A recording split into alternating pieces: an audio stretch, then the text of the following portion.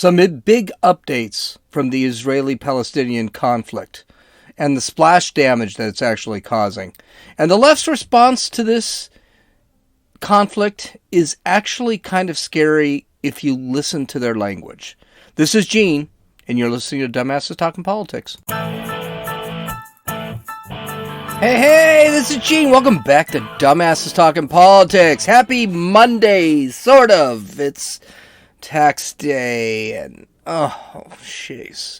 I hate tax day, but yeah, I have to do. So I woke up this morning, got my walk in. I walked about 4 miles to the post office, dropped my taxes off, and yay me, I actually only own about $7,000. Yay me. So that's how it goes. So let's get to the news. The Israeli-Palestinian conflict continues, and a lot's happened. So on Thursday night, Israel completed a pretty good deception. Actually, they fooled the crap out of the Palestinian Authority. And I want to make sure we understand, it's the Palestinian Authority. There actually has never been a country called Palestine. So that is a deke by the left. So don't listen to them. So what happened was, on Thursday night, Israel decided that, okay, they've already packed troops on the border. They had a ton of heavy arms. They started shelling from the border between Israel and the Gaza Strip. Through social media, the IDF announced, which is the Israeli Defense Force, announced that they had started the ground war. Well, this started basically a ripple effect. All of the newscasts took this information as true. They all started announcing it. Well, Hamas also listens to the news and watches social media. So what they did is they took their anti-tank and fighters and put them in a series of tunnels under the Gaza Strip called the Metro. And basically what that allows them to do is kind of surprise whoever crosses the border. There was a big problem. Israel lied. They basically said, yes, we're going in. They knew that Hamas was going to go into those tunnels called the Metro, and they bombed the living crap out of it. They actually dropped 450 missiles on those tunnels. They destroyed the tunnels, and they've killed an untold number of Hamas terrorists. Hamas, again, continues to launch. They launched another 1,500 missiles this weekend. The totals of the missiles launch are kind of misleading. It's anywhere between 2,000 or 3,000 and 4,000. I have 4,000 in my show notes. But it's closer to 3,800 missiles have been launched. What's ironic is something like 450 missiles that were launched from the Gaza Strip by the Palestinians actually landed within the Gaza Strip, killing their own people. This just shows you something. Hamas doesn't care. The Palestinian Authority doesn't care. And I could bet Fatah, which is the other terrorist organization that's actually running the Palestinian Authority, and the Islamic Jihad, they don't care about their own people. To drop between 400 and 500 missiles into your own territory, killing your own people because you're incompetent and not stopping it, just shows you they really just don't care. Hamas did a bit of comedy, and you might not think this is comedy if you're more left than I am, or you're not as conservative as I am, because I've got a definite opinion about war, and I think this war is not being run right. Hamas tried to launch an explosive-laden drone over the Israeli border, but Israel saw the drone, shot it down. The drone actually landed on the terrorists themselves and exploded. A bunch of them were actually killed. Israel, for reasons we're going to see, has actually contacted an additional 9,000 reservists to active duty. Again, we're going to talk about why Israel does not have a large army. They have a decent-sized army, but they don't have a large army, and they don't have a lot of space. They don't have a lot of space in the country. Israel is probably the size of LA County. It's very, very small. All right, so attacks like this are really difficult because you got to secure the entire country. We're going to talk about that. And the Biden administration just, I think last night or today, approved $750 million for weapons for Israel. That's a good thing. Here's the thing with Biden. I'll give him this. I think Biden, even though he botched this whole thing up, he actually caused this crap. It really is pro-Israel, even though probably most of his administration isn't. I mean, we know that the Squad, we know that Bernie Sanders, we know a lot of the left is not pro-Israel. As we're going to see, that's got some consequences that we really do need to talk about. So, Israeli Prime Minister Benjamin Netanyahu stated that the campaign with Hamas was far from over, but he added, quote, Israel would exact a very heavy price from Hamas and other terrorist organizations. We are doing so, and we will continue to do so with great force. The last word has not been said, and this operation will continue as long as necessary in order to restore the quiet and security to the state of Israel. Joe Biden's wishy-washy, anti-Semitic administration did release a statement, and this is the actual statement. I do want to point out that there's kind of a problem with the statement. I mean, he's got to get some people who know what they're doing. Quote, today the president spoke with Israeli Prime Minister Netanyahu, reaffirmed his strong support of Israel's right to defend itself against rocket attacks from Hamas and other terrorist groups in Gaza, and condemned these indiscriminate attacks against Israel. The president also spoke with the Palestinian Authority, President Abbas. That's what bothers me. It's just weird punctuation. And conveyed a commitment to strengthening the U.S.-Palestinian partnership. They discussed a shared desire for Jerusalem to be a place of peaceful coexistence for all faiths and backgrounds. BS. The fact, and that was not, the BS part was not part of the Biden administration's comments. The fact that Biden wants to have a quote, partnership, end quote, with a known terrorist organization, Fatah, really shows how Biden doesn't give a damn about Israel. Fatah, Hamas, and the Islamic Jihad have all said they would not be satisfied until Israel and all Jews were eliminated from the face of the earth. They're still saying it. If Biden is still questioning that's the case, all he has to do is open his window and listen to the Palestinian protests right outside his door in Washington, D.C., or in New York, or in Michigan. We're going to get to that later, because it's pretty freaking disgusting. So I did a little research this weekend and learned something. I was expecting the ground invasion this weekend, and I was kind of like, okay, where did this come from? Why has Israel not just walked in, destroyed everything, and then walked out? Okay. Middle Eastern politics is really complicated. We live in a country that is absolutely gigantic. Like, if Canada decided to attack us, that's fine. If they attack the East Coast, the West Coast is going to be fine. If they attack the Central Coast, we've got the East Coast and the West Coast that can go in. Israel doesn't have all that luxury. They have Fatah, Hamas, and the Islamic Jihad to deal with on the Gaza Strip. But they also have Hezbollah to deal with in Lebanon. All four, by the way, are supported by Iran.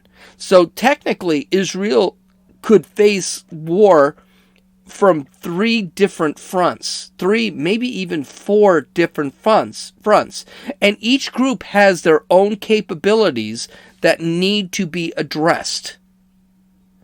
The goal of Israel here is to use their advanced technology, and it is extremely advanced technology, to address any situation as quickly as possible, even if it has to happen simultaneously.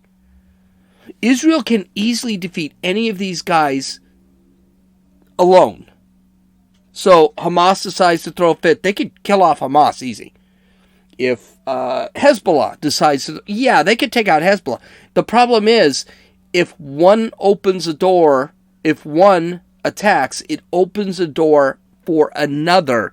And that's what Israel is really facing. They are dealing with, on their south, they're dealing with Hezbollah. On their north, they're dealing with, I think that's what it is, they're dealing with the Islamic Jihad, Hamas, and Fatah. They need to make sure that their entire country is solidified. And they've done this before. They did it in 1947. They did it in the 1960s. They easily defeated all these groups. The other issue is, not only do they have a very small landmass that they need to protect from multiple fronts, they also have a very small population. They have 170,000 active military with 102,000 conscripts. And if you know what the conscript is, that's people that were actually taken in by the draft over there. You are required in Israel to serve in the military, which I think the United States should really do. I really think the best thing that ever happened to me was military service, and I truly believe they need some military service. A lot of our kids need some military service in this country. So you can see right off the bat that a long drawn-out ground war, and a long drawn-out ground war, I mean, it could be literally 2 weeks, is probably not a good idea, and one of the reasons why they just want to bomb the crap out of Hamas and move on. So that kind of makes sense. And I didn't know that until I actually looked at it. The politics, the geography, very complex in the Middle East. The big story this weekend was that the news media, the legacy news media, continues to prove that they are not partisan, that they are not bipartisan, that they have no opinions to things. And you can pretty much assume that after this specific attack, there is not going to be any nonpartisan news media coverage of this whole thing. And I'm going to prove that in a few minutes anyway. So, apparently, Israel found a Hamas intelligence post, rather large, big building, right in the middle of the Gaza Strip. So Israel does what Israel does. They issued a warning in 2 ways. The first way is they basically called the building and said, "We are going to bomb the crap out of your building. You have 1 hour to evacuate the building," or 2 hours, or whatever they come up with. The second thing they use when they are trying to alert these people is something called a knock bomb. And what a knock bomb does is it basically lands on top of the target and shakes the target. It doesn't actually do any damage to the target. I don't know how, but it doesn't do any damage to the target. The target shakes, and the people on the inside know that this target is actually going to be a target for Israel, and it will be destroyed. After a specified time, Israel blows the crap out of the building. Now, here's the thing. Israel does this. Israel really doesn't want to kill civilians. We're going to talk about that in a second. But they don't want to kill civilians. And they will let Hamas intelligence officers leave a building just to save civilians. For example, if there is a school, they'll call the school, they will throw a couple of knock bombs, they'll give them a certain amount of time, and then they'll blow up the school. It makes you really wonder about Hamas. Hamas usually escapes these, by the way. But it makes you wonder about Hamas when they actually do blow up a school and they say like 4 kids are dead. It makes you wonder, okay, well, I mean, A, are 4 kids really dead? Or B, did you keep those kids in there so they would be dead and you can report it to the press? As we can see, we can assume right now that they're probably working with the press, so they could report. The press can report that 4 kids actually died. The building that held the intelligence wing of Hamas was also rented with the Associated Press and Al Jazeera News. When the building was cleared, Israel blew it to smithereens, and there went the AP. So the AP actually threw an absolute fit about this. They want an independent investigation and all this crap. There's no independent investigation. The problem is it's kind of being reversed on them. They're saying, well, I mean, what were you doing in a building with Hamas terrorists? Don't tell me they didn't hear about the 3,000 missiles that were being launched. Or you can't recognize a Hamas terrorist. There are only 2 reasons the AP was in that building. A, they weren't performing any journalism, and they didn't really care. Or B, they're so freaking incompetent, they didn't realize that they had Charles Manson sitting in the same room with them. I prefer it's probably A. The AP is a very leftist news source, and it was probably that they were working with Hamas to basically send out news messages from Hamas's point of view. Benjamin Netanyahu said in an interview on Face the Nation, quote, "We shared with our American friends all the intelligence. Here's the intelligence we had. It's about Palestinian terrorists. An intelligence office for the Palestinian terrorist organization housed in that building. The plots and organization the Palestinian terrorist organization housed in that building plots and organizes the terrorist attacks against Israeli civilians. So it's a perfectly legitimate target. No people were killed." Now ask yourself, how is that possible? You see the high-rise towers that are used by Hamas over and over again, they collapse and no one is killed. Why does that happen? Because we, unlike Hamas, take special precautions to tell people to leave the building, leave the premises. Netanyahu continues, We make sure everyone is gone before we bring down those terrorist facilities. And that's the difference between Israel and Hamas. They deliberately target our cities. And this is me talking, because of their incompetence, they usually kill their own people. They glorify the death of children and the civilians and old people. They're happy with it. I think they're happy with the deaths that are caused to them. We grieve for every non-combatant loss in Gaza, and we grieve for our civilians who die. We're not happy with it, and we try to minimize it. Israel was able to prove that Hamas had actually occupied the building. Not only had they proven it, they had contacted the Biden administration. The Biden administration really did not comment too much on this. They basically said Israel has a right to protect itself. That's about it.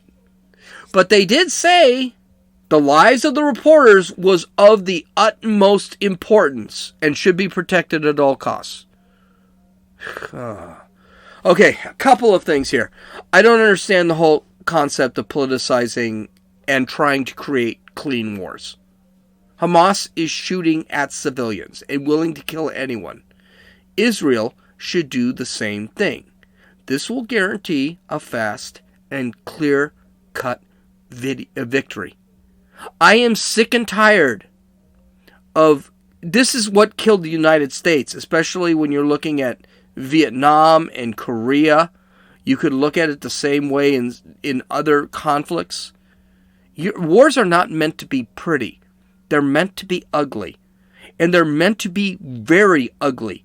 Because if they are ugly, people do not want to do it again. Even people with really, really bad intentions. Yes, people die in war. Some of them are children, women, innocents. Me? Get over it.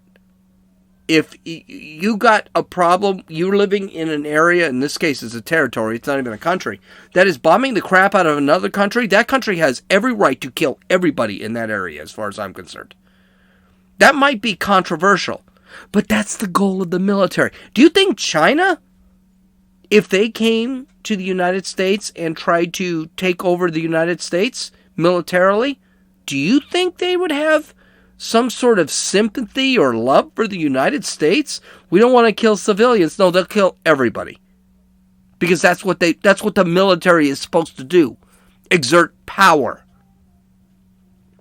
If Joe Biden wants the AP and Al Jazeera and all the other news agencies safe, maybe he should tell them, why don't you get out of the Palestinian Authority territory?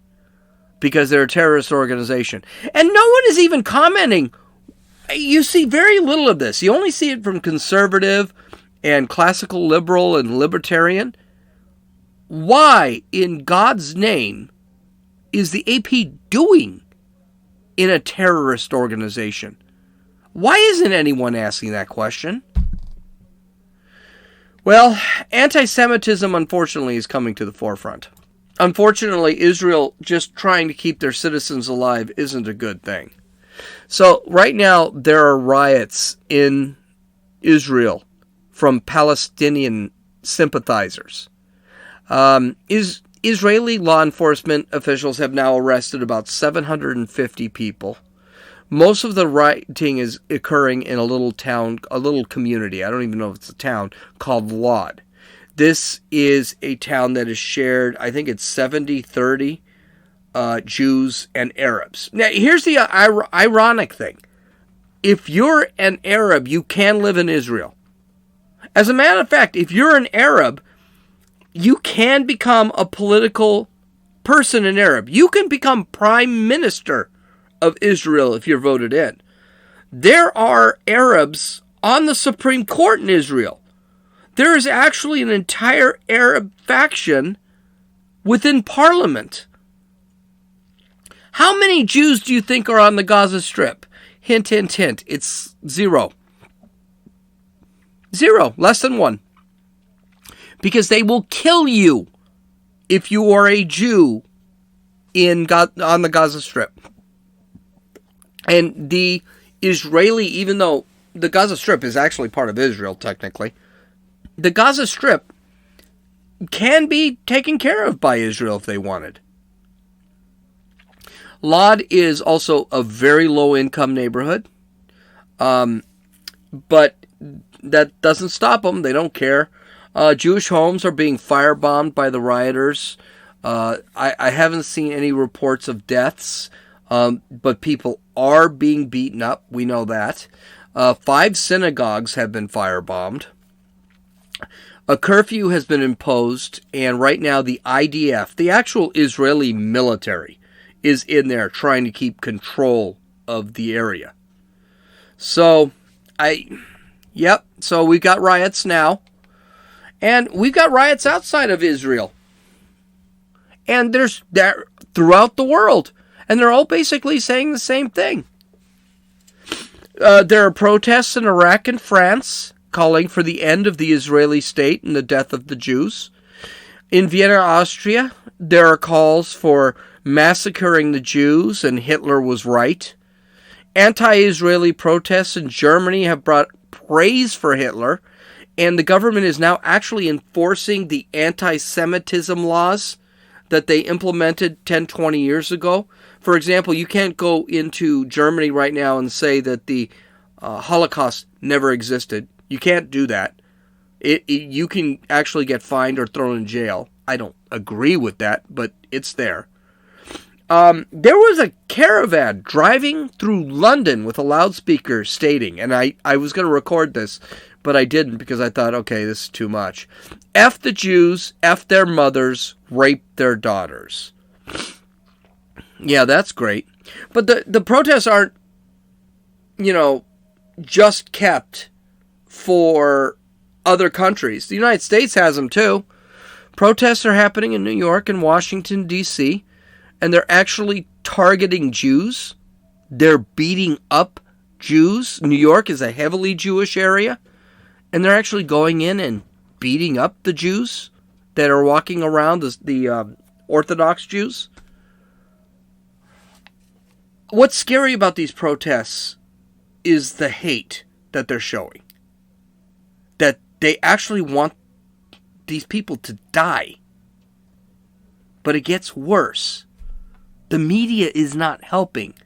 Our woke politicians are not helping. Joy Reid of MSNBC said, had a guest on her show, I can't remember if it was the guest or she said it, that this is an example of white Jewish supremacism.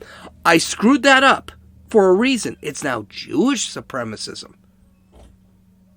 The Squad is calling Israel an apartheid state of racism, which is what the apartheid state is. Much like the same apartheid state that South Africa had, which, by the way, was a systemically racist state.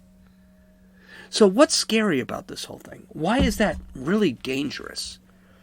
And why should me, a white guy who's Catholic, not Jewish, doesn't have anything to do with that, why should I be afraid of that? Because they're using the same terminology. For people like me, I'd be considered a white supremacist. Just like the Jewish supremacists. Do you see the manipulation of language? And now it's an apartheid state. What happened when South Africa was an apartheid state? South Africa, which was a democracy, it was a systemically racist democracy. They actually were isolated. When you sit back and you start calling someone, they want to do the same thing to Israel. This is scary stuff. They're using the same language for Israel that they're using for a white straight guy like me in this country. Now, they're full of crap and everyone's beginning to push back on this, but it's just scary to know that this is actually happening. And it's not just the Squad, because these guys are freaking idiots. Let's call it. I mean, AOC, Ilhan Omar, Rashida Tlaib, Corey, whatever her name is, they're freaking stupid. And you can't take them seriously. But when the media is telling you that, and they said this several times on Joy Reid's show, that this is an example of Jewish suppression, Jewish supremacy. And this is an example of an apartheid state. That's shit. That's stuff that Hitler was saying. Hitler said that stuff. That's what started the Holocaust.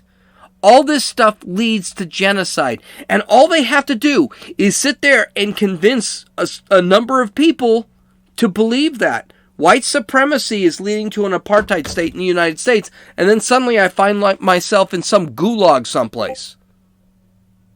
Very, very, very disturbing.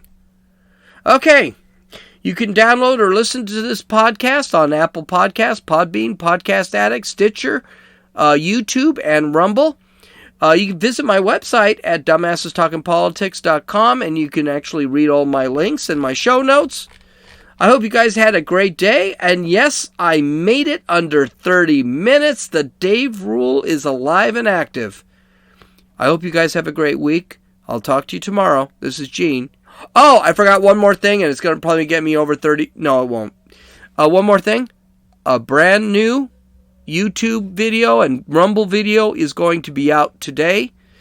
You can listen to Dumbasses Talking Politics shorts on YouTube and Rumble. It's a video. You can actually see what I look like. Not a lot of show notes there. I hope you guys have a great week. This is Gene, and you've listened to Dumbasses Talking Politics.